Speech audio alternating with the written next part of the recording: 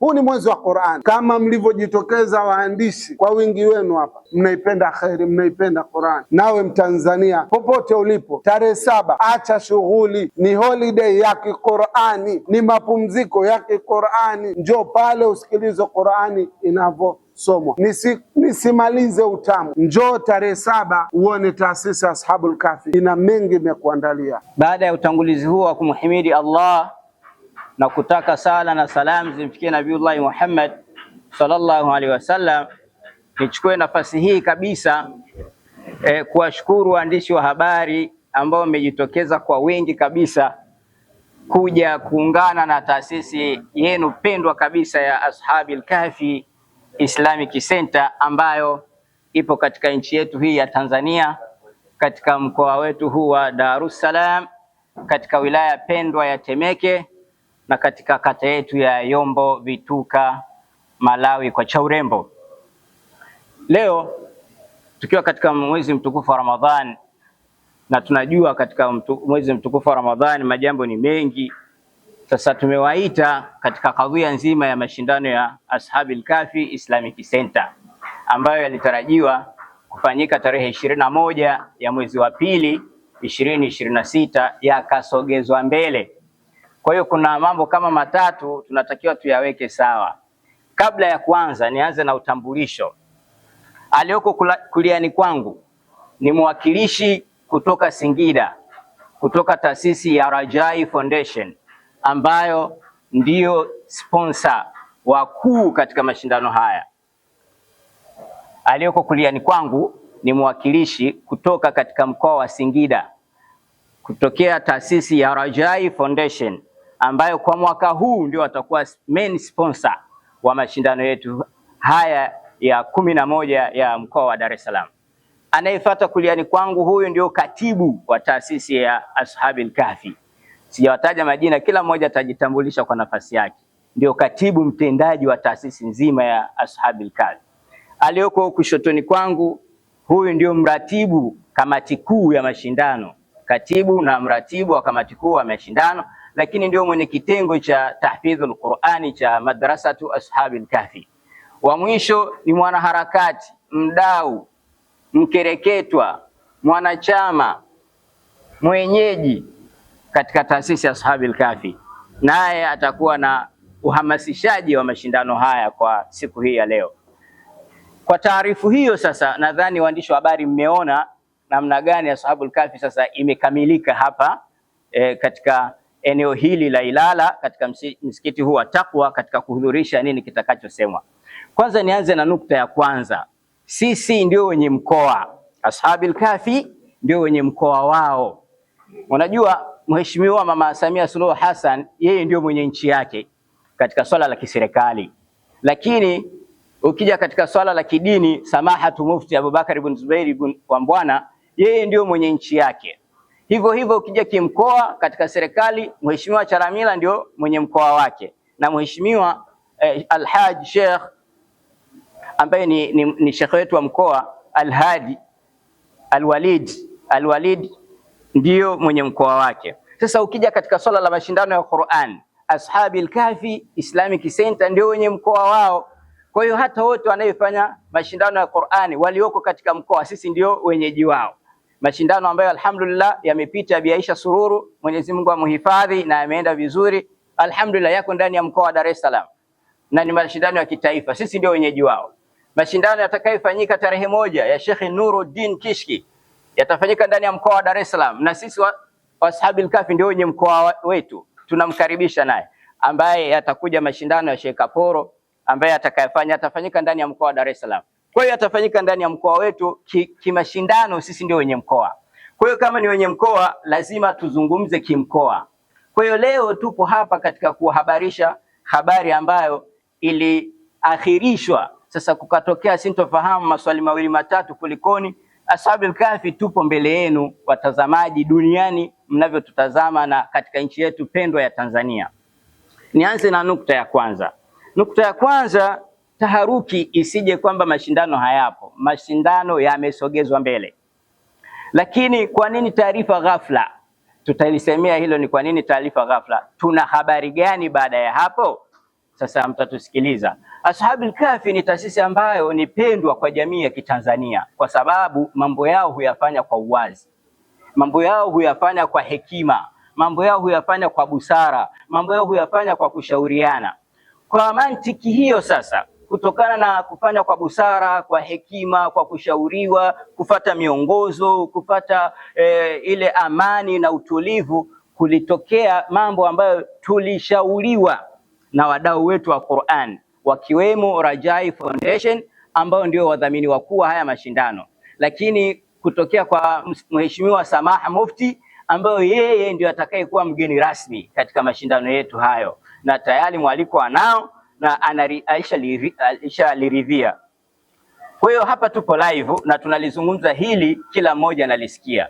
Kutokana na huo ushauri niliozungumza kutoka kwa Rajai Foundation ambao ndio main sponsor, lakini kutokana na namna ambayo mheshimiwa mwenye taasisi yake Suleiman Jafo Doktor alivyowasilisha kwa mheshimiwa, ikaonekana yasogezwe mbele kwa sababu ambazo wao waliziongea. Lakini pia wanajamii, wadau wa Qur'an ambao ni hadhira ambayo inakuja kutusikiliza pale Julius Nyerere, watu walikuwa na ushauri mwingi kutokana na location ya mashindano ya Qur'an. Kwa hiyo ushauri huo, na kwa sababu sisi tunawatumikia watumishi wa jamii, tupo kwa ajili ya jamii, tupo kwa ajili ya kukitumikia kitabu kitukufu cha Qur'an, tukaona hatuna budi kuyachukua hayo na kuyafanyia kazi. Ni muhimu sana kufata ushauri, kufata maelekezo, kupata nasaha. Kwa hiyo kwa nasaha ambazo tulizopewa na ushauri ambao tuliopewa na maelekezo ambayo tuliopewa, ili tulazimu sasa kwa namna moja au nyingine jambo hili tuliakhirishe, tulisogeze mbele. Kwa hiyo kwa namna ya kwanza tunasema tunatuliza nyoyo za wadau wetu wa Qur'an. Tunazitulizaje? Tunasema kwamba tunaomba radhi kwa usumbufu uliojitokeza katika kuyasogeza mbele mashindano ya Qur'ani tukufu ya mkoa wa Dar es Salaam. Haya yanatoka katika kina cha moyo wetu sisi kama taasisi ya Ashabul Kahfi. Tuko mbele yenu kuwaomba radhi katika hichi kilichojitokeza. Lakini tunamshukuru Mungu sana kwa sababu jambo hili ni la kheri, ni jambo la Qur'ani. Wote wadau waliopokea taarifa ya kusogezwa mbele mashindano ya Qur'ani walilipokea kwa moyo mkunjufu kabisa, kwa sababu simu tulizopigiwa zote zilikuwa zikitupa pole na kutuombea dua, na tunasema kama Ashabul Kahfi, alhamdulillahi rabbil alamin. Na tunawashukuru nyote mliokuwa mkituombea dua, mliokuwa mkitupa pole, mliokuwa mnatupa moyo kwamba hili ni jambo la kadari, ni kadari imefanyika na sisi tumefikiwa na kadari, basi tumeridhia na jamii imeridhia. Tuna uhakika kwa yale ambayo mmetuonyesha kwa kutupigia simu, tumeridhika kwamba na nyie mmepokea kwa huzuni, lakini mmekubaliana na hiyo kadari. Kwa hiyo nukta ya kwanza ni hiyo, kutuliza nyoyo zenu. Tumezituliza kwa kuwaomba radhi Watanzania wote, Waislamu wote, washiriki wote, wazazi wote, masponsa wetu wote ambao wanaonekana kwenye bana zetu hizo. Tuna masponsa wengi hapo na wao walilipokea vizuri, na wao tunaendelea kuwaomba radhi, na wao wamesema tupo pamoja na Mheshimiwa Samahatu Mufti Abubakar ibn Zuberi wa Mbwana ambaye yeye ndio atakuwa mgeni rasmi. Nukta hiyo ilikuwa ni nukta ya kutuliza mioyo ya Watanzania na wapenzi wa Qur'ani tukufu kwa taasisi yao pendwa ya Ashabul Kahfi inayoandaa mashindano ya mkoa wa Dar es Salaam. Nukta ya pili ni sababu za kusogeza mbele haya mashindano. Nimezitaja awali hapo, kutokana na taasisi ya Ashabul Kahfi ilivyokuwa imejikita katika kuiheshimu Qur'ani na kuitukuza Qur'ani, iliona sio busara kwa changamoto ambazo tumezipata, kwa ushauri ambao tumeshauriwa, kwa maelekezo ambayo tumepewa, kuenda kuidogesha Qur'ani. Maana yake nini? Kuenda kufanya kwa haraka, kwenda kufanya kwa kulipua. Hapana, tukaona Qur'ani ni msingi wa mambo yote. Kwa nini tusiheshimu, tusiithamini, tusijali? Kwa hiyo tukaheshimu hicho kitu na kukubali yale mawazo kwa kuilinda Qur'an, kwa kuitetea Qur'an, kwa kuipa heshima Qur'an. Hizo ni miongoni mwa sababu ambazo zimeongeza uzito katika swala zima la kusogeza Qur'ani, haya mashindano ya Qur'ani mbele. Lakini nukta nyingine ya tatu ilikuwa ni ghafla. Watu wanajiuliza sana, hayo maswali yapo sana na tumekutana nayo sana. Kwa nini ghafla na wakati inajulikana kabisa? Semgwao, kwa nini ghafla na wakati mashindano haya yametangazwa huko nyuma? Si mlikuwa mmeshajipanga na mnajua? Lakini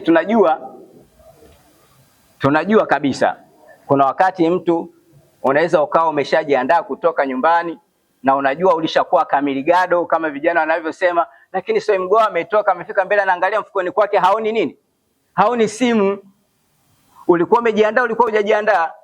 Ulikuwa umejiandaa, lakini imetokea jambo la kidharura, ulidhani tayari umemaliza, kumbe ulikuwa hujamaliza. Kwa hiyo haya ni mambo ambayo yanajitokeza. Sasa yanapojitokeza, kama mfano umesahau simu, lazima urudi kuichukua. Na ndivyo hivyo sisi yalivyojitokeza mambo kama hayo tuliyoyataja, ili tulazimu sisi tupige magoti, tuchuchumae, tuombe radhi, basi tukubali kuyasogeza mashindano hayo, imradi tu ile brandi ya Ashabil Kahfi, ile brandi ya mashindano ya Qur'ani, ile brandi ya Qur'ani, ile brandi ya wale wadau wetu wote wanayetufuatilia na kutupenda na kutusapoti, na wale wadau masponsa, tuende nao sambamba. Tukaona haina budi kwamba sisi tuungane na wadau wetu tusogeze mbele haya mashindano. Kwa hiyo nukta tunaizungumzia, mashindano yapo, yamesogezwa mbele. Kwa hiyo kitendo cha kusogezwa mbele sio kitendo ambacho ni cha aibu, sio kitendo ni cha fedheha, sio kitendo ambacho ni kibaya, kwa sababu jambo lenyewe ni la Qur'ani. Ingekuwa tumesogeza mbele singeli, hapo watu tungesema inakuwaje? Lakini hii ni Qur'ani na tupo ndani ya mwezi mtukufu wa Ramadhani, masiku bado yapo. Kwa hiyo tukasema hakuna budi katika namna hiyo tuweze kuyasogeza mbele, imradi yameridhiwa na yameshauriwa na wadau wetu. Kwa hiyo nukta ya mwisho, tunajenga imani kwa wapenzi wetu, wadau wote wa Qur'ani. Tunasema ya kwamba jambo hili bado lipo, jambo hili ni la kwenu, jambo hili mmelishika nyie, na kama mnavyoona sponsor hawa bado wapo na bado tunasema kwa Kiswahili cha kimjini tunatamba nao. Kwa hiyo jambo hili lipo. Kwa hiyo tunatia imani katika nyoyo za Watanzania, tunatia imani katika nyoyo za Waislamu, tunatia imani katika wadau wote wa Qur'ani, wakiwemo wazazi, wanafunzi, washiriki na watu mbalimbali. Kwa hiyo mashindano haya yapo na yataendelea kuwepo kwa taufiki ya Allah tabaraka wa taala, na yataendelea kung'ara kama yanavyoonekana kung'ara siku zote.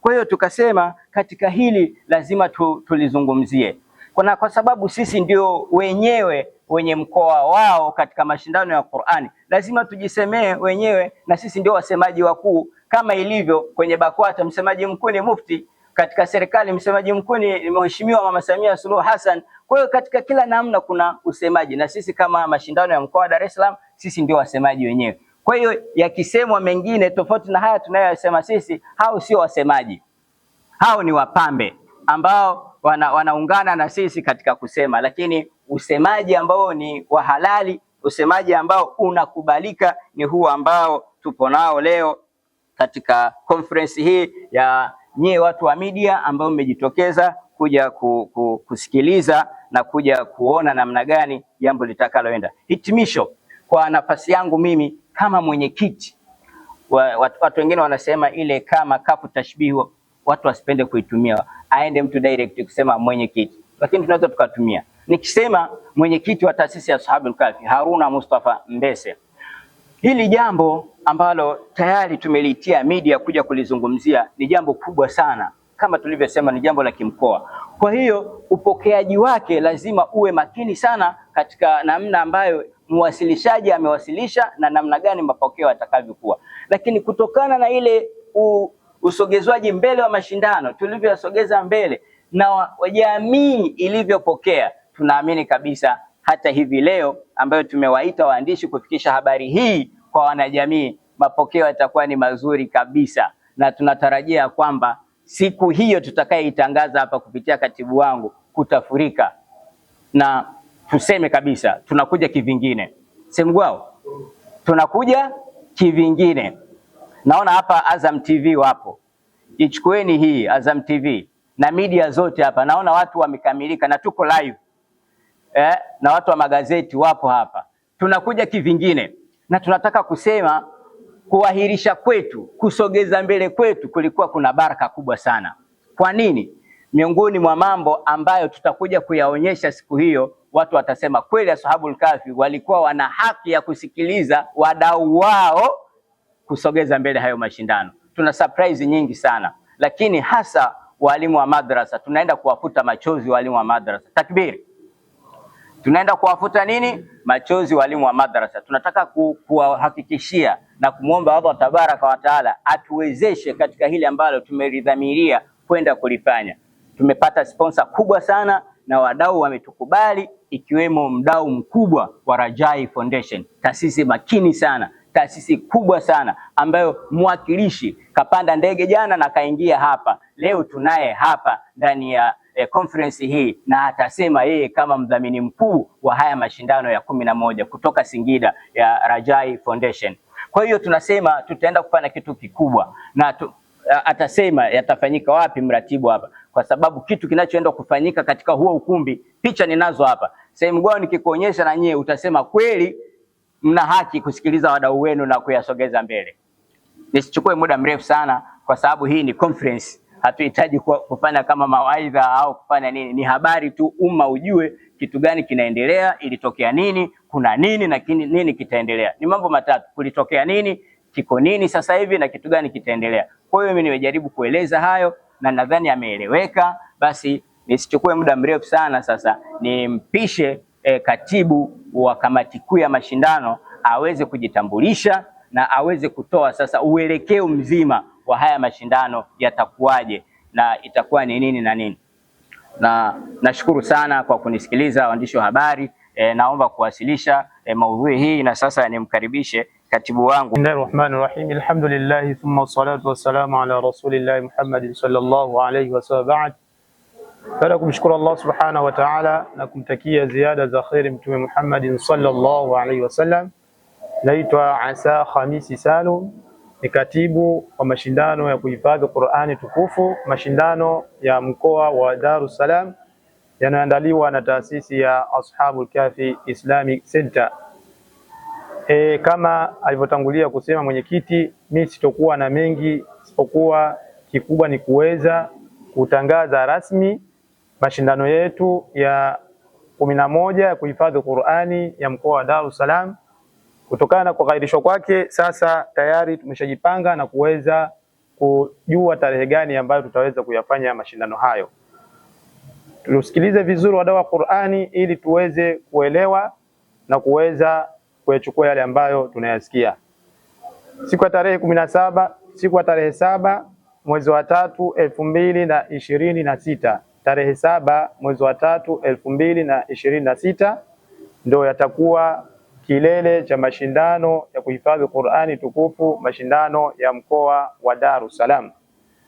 Mashindano haya tumeamua kuyapeleka nyumbani kwa sababu kama alivyosema mwenyekiti au mkurugenzi wa taasisi ya Ashabul Kahfi, katika miongoni mawazo ambayo tulipewa ni kuweza kutafuta namna gani tunaweza tukapeleka mashindano nyumbani ili wale wa nyumbani waweze kufaidika zaidi, kwa sababu ndio wadau wakubwa ambao wanaweza kufaidika na mashindano haya. Kwa mashindano yatakuwa katika nyumbani Yombo, ukumbi wa Paradise ambao unapatikana Machimbo Lumo mwisho wa lami. Machimbo Lumo mwisho wa lami. Kama alivyosema mwenyekiti, ni ukumbi wa kisasa, ni ukumbi ambao unachukua takriban watu 1300. Kwa hiyo ni ukumbi mkubwa, ni ukumbi ambao tunaweza tukafanya mashindano yetu na yakawa mashindano makubwa kama yanavyokuwa miaka yote. Namna gani tunaweza tukafika katika ukumbi huo? Kwa wale ambao wanatoka Gongo la Mboto, unapanda gari moja tu ambayo inakuja Machimbo Lumo. Gari inaokuja Tandika lakini inapitia njia ya Buza. Utafika kituo cha Machimbo Lumo, utashuka hapo, utakuwa umefika. Kwa wale wanaotoka Kariakoo, unapanda gari zinazotoka Kariakoo zinazokuja Machimbo Lumo. Ni gari moja tu ambayo unapanda, lakini kwa wanaotoka Kigamboni unapanda gari mpaka Tandika, alafu unapanda gari zinazokuja Gongo la Mboto zinazopita Buza na utashuka Machimbo Lumo. Kwa wale wanaotoka Mbagala unakuja mpaka Tandika, unachukua gari inayokuja Gongo la Mboto ambayo inapita njia ya Buza na utashuka Machimbo Lumo. Hicho ni kituo maarufu, ni kituo ambacho kinajulikana na kila mtu. Kwa hiyo unaweza ukafika kwa kutumia namna hiyo ambayo nimeweza kuielezea hapa. Sina mengi ya kusema isipokuwa kikubwa nilikuwa tu natangaza. Jina la ukumbi linaitwa Paradise ambayo inapatikana Machimbo Lumo. Lakini katika hizo kumbi kuna kumbi aina tofauti tofauti, lakini huo kumbi jina lake ni Tanzanite. Ndio jina ambalo tutafanyia hayo mashindano. Lakini napatikana hapo Paradise Machimbo Lumo mwisho wa lami. Baada ya kusema hayo, nawakaribisheni sana katika mashindano haya. Mje mjionee namna gani Ashabul Kahfi imeweza kujiandaa na mashindano haya ya mwaka 2026. Baada ya kusema hayo, assalamu alaikum wa rahmatullahi wa barakatuh. Bismillahirrahmanirrahim. Alhamdulillahi rabbil alamin wa bihi nasta'inu ala umuri ad-dunya wad-din was-salatu was-salamu ala ashrafil anbiya'i wal mursalin wa ala alihi wa sahbihi ajma'in, amma ba'd. Kama ilivyotambulishwa hapo mwanzo na mwenyekiti wangu, lakini akataja cheo bila kutaja jina. Kwa hiyo mimi ni katibu wa taasisi ya Ashabul Kahfi Islamic Center, naitwa Swaleh Omar Salim, na jukumu ambalo nimepewa ni kuhamasisha umma kuhusiana na haya mashindano yetu au finali zetu za mashindano ya 11. Walillahi alhamdu, Allah subhanahu wa ta'ala, baada ya mtihani ambao umetupitia na sisi tukaupokea kama ulivyo, kwa sababu Mtume sallallahu alayhi wasallama katika hadithi ambayo imetafsiriwa kwa Kiswahili ikiwa na maana kwamba kila jambo ambalo humpata mu'min basi kwake inakuwa ni khair. Ikimpata jambo la kufurahisha kwake yeye inakuwa ni khairi na anashukuru, na likimpata jambo la shari pia anavuta subira na kwake pia inakuwa ni khairi. Na sisi jambo hili ambalo limetokea la kuahirisha haya mashindano tumelipokea, walillahi alhamdu, lakini Allah subhanahu wa ta'ala akabadilisha kutoka kwenye khairi ikaja kuwa ni khairi zaidi. Na nichukua nafasi hii kuwahamasisha walimu wa madaris na Waislamu kwa jumla, Waislamu wa mkoa wa Dar es Salaam katika wilaya zake zote tatu, wilaya Ilala, Temeke na Kinondoni. Tunakuhamasisheni mje kwa ujumla na kwa wingi, kwa sababu huo ukumbi ambao katibu ameutaja ni ukumbi mzuri, ni ukumbi mzuri hasa, yani haupishani pakubwa sana na ukumbi ambao tulikuwa tunaufanyia kule JK Nyerere. Hapa wanahabari hamwezi kuamini, na Mtanzania yeyote ambaye anatusikiliza hawezi kuamini, lakini ukumbi ni mzuri, pamezidiwa kidogo tu. Kwa hiyo ni kuhamasisheni ndugu zangu ni Waislamu, ndani ya mwezi mtukufu wa Ramadhani, mwezi ambao Allah subhanahu wa ta'ala ameshusha Qur'ani, na kuhamasisheni kwa jumla ndugu zangu ni Waislamu kuhudhuria katika mashindano haya, katika fainali hizi ambazo tumehamisha kutoka kwenye ukumbi wa JK Nyerere na kuuleta katika ukumbi ambao unaitwa Grand Paradise ambao uko katika maeneo ya Yombo. Ndugu zangu ni Waislamu, mashindano kama yalivyopangwa, Allah subhanahu wa ta'ala ametujalia, na kama alivyotangaza katibu hapa kwamba yatafanyika tarehe 7 mwezi Machi kutoka kwenye tarehe 21 mwezi Februari. Kwa hiyo bado jambo liko pale pale na eneo liko wazi. Kituo ambacho amekitaja katibu nadhani kidogo alisahau, kinaitwa Machimbo, kinaitwa mwisho wa lami, yani maarufu sana kwa jina hilo, na ni ukumbi ambao uko barabarani. Kwa hiyo hakuna mtu ambaye atapoteza pesa kama ilivyokuwa mara ya mwanzo kwamba akishuka posta atafute tena pikipiki ya kumpeleka JK Nyerere. Pale unashuka unaingia ukumbini. Kwa hiyo na uhamasisha umma wa Islam wa mkoa wa Dar es Salaam wote kwa ujumla tuhudhurie katika fainali hizo za 11 za mashindano ya Qur'ani ambayo yanaandaliwa na taasisi ya Ashabul Kahfi. Baada ya hayo, nikushukuruni sana kwa kunisikiliza na niseme salamu alaikum wa rahmatullahi wa barakatuh. Assalamu alaikum wa rahmatullahi wa barakatuh. Alhamdulillahi rabbil alamin wassalatu wassalamu ala man la nabiyya ba'dah wa ala alihi wa sahbihi wa sallama tasliman kathiran wa barik alayhim wa sallallahu ala sayyidina Muhammadin sallallahu alayhi wa sallam. Ndugu zangu katika iman, ndugu waandishi wa habari, jambo la kwanza kabisa tumshukuru Allah subhanahu wa ta'ala kwa kutufikisha na kutujalia kukutana katika eneo kama hili, kukutana katika tukio adhim. Tunasema hakika yeye pekee ndiye muweza wa kila jambo, kwa sababu bila ridhaa yake tusingeweza kufika na kusimama hapa tulipo.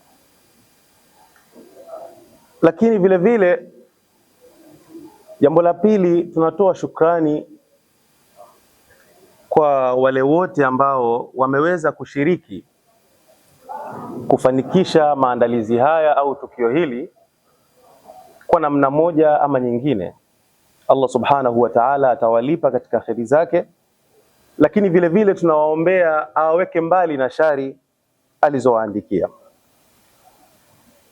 Shukrani maalum ziende kwa uongozi na familia ya Ashabul Kahfi, hasa katika kuilea na kuibeba taasisi yetu pendwa ya Rajai Foundation.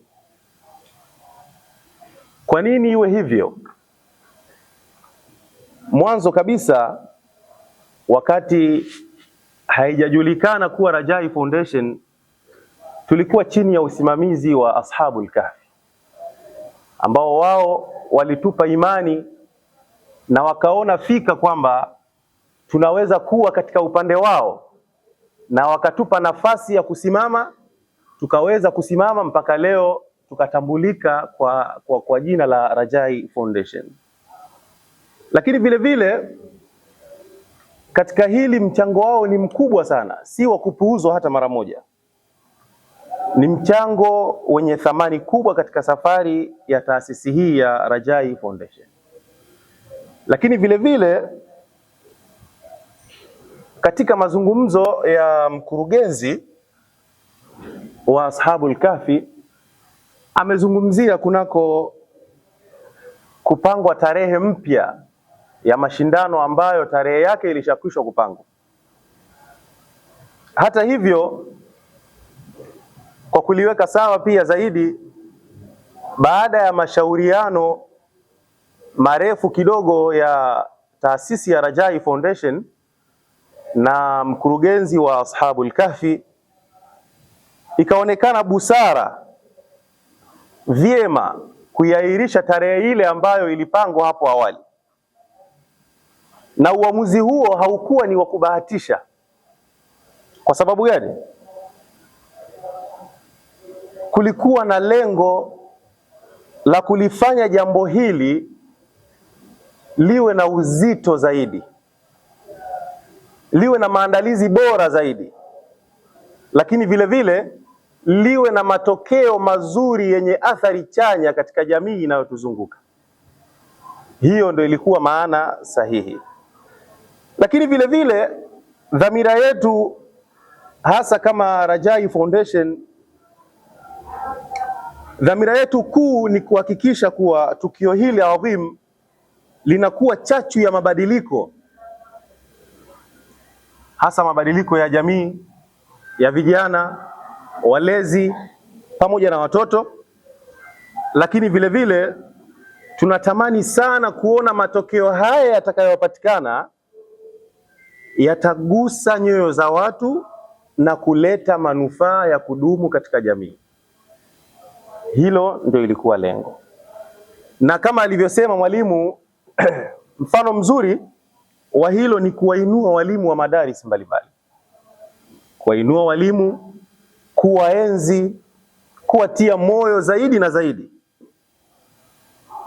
kwa sababu bila juhudi za walimu hao au subra ya changamoto wanazozipitia katika kufundisha, kuwafunza watoto wetu, bila subira zao, basi tusingeweza hata kupata wanafunzi ambao wangeweza kushiriki mashindano haya ambayo sisi leo tupo nayo na tunayatarajia insha Allah. Kwa hiyo tunaweza kusema kwamba walimu kama walimu wa madaris, wao ni wapanda mbegu na sisi tunaenda kuvuna zile mbegu walizopanda wao. Wamefundisha watoto, wakawaelimisha, wakawafunza, wakawapa maarifa. Sisi tunavuna kwa namna gani? Tunapowatumia katika kutuburudisha katika Qur'an, kutusomea Qur'an, kuwasikiliza wakisoma. Hayo ni matunda ambayo tunayavuna kutoka kwa walimu hao.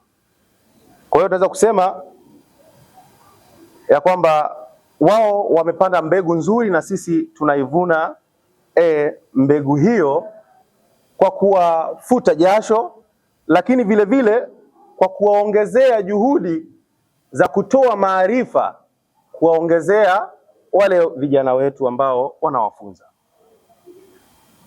Lakini ndugu zangu katika iman, ndugu waandishi wa habari na wengineo wanaotizama, kwa wale ambao hawaifahamu taasisi ya Rajai Foundation,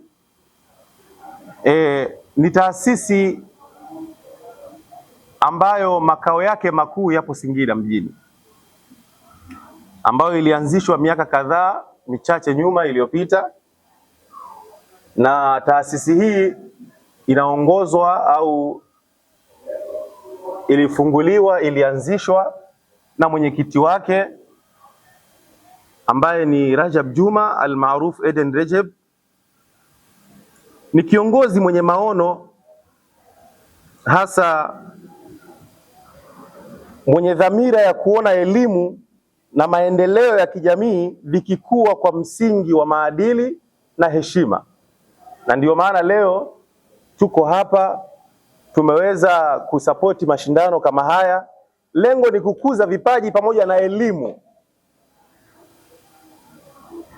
na kuwafanya wale walioibeba elimu ile kufarijika kupitia mgongo wetu, kwa sababu alizoziandika Allah subhanahu wa ta'ala.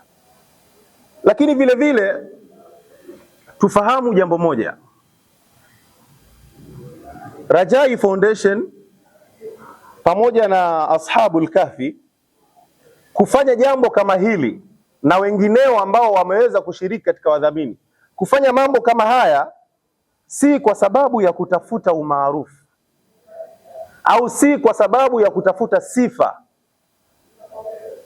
bali ni kuleta athari chanya katika jamii zote zinazotuzunguka, lakini vile vile kutegemea malipo yaliyokuwa mema na mazuri mbele ya Allah subhanahu wa ta'ala. Kwa ndugu zangu, tukio hili si la kawaida, tulingojee kwa hamu, na itakapofika basi tutapata mengi yatakayoathiri nyoyo zetu pamoja na maisha yetu ya kawaida. Lakini vile vile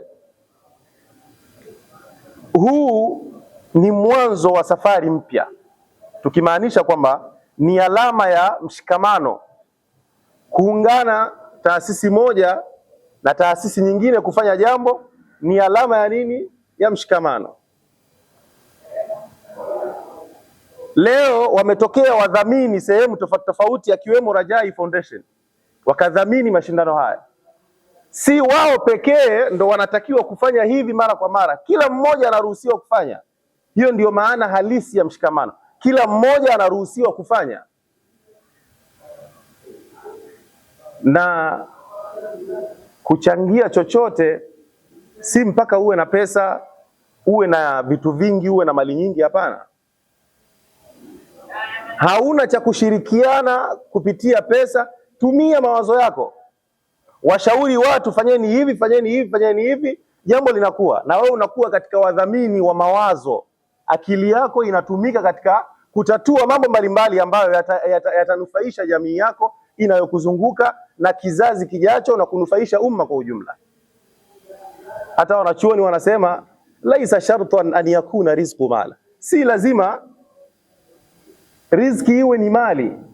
Pengine hawa wadhamini waliojitokeza wachache wamedhamini mali, wakatoa mali, lakini hata wewe unaweza kudhamini kupitia fikra zako, akili yako, muda wako. Hayo ni mambo ambayo yanatengeneza mshikamano mzuri, lakini vile vile ni ishara ya matumaini mazuri. Tunapozidi kufanya hivi, basi mambo yanazidi kuwa makubwa na zaidi. Allah subhanahu wa ta'ala kupitia hayo akatupa malipo makubwa zaidi na zaidi. Lakini vile vile tushirikiane, tushikamane na tuendelee kuunga mkono juhudi hizi, ili wafuasi wa Rajai Foundation na wadau wake waendelee kuacha alama njema katika jamii biidhnillahi ta'ala. Kwa hiyo Mwenyezi Mungu atujalie ikhlas katika nia zetu, katika hili tunalolifanya, basi iwe ni katika malipo na isiwe ni katika kujionyesha katika mazingira ya macho ya watu.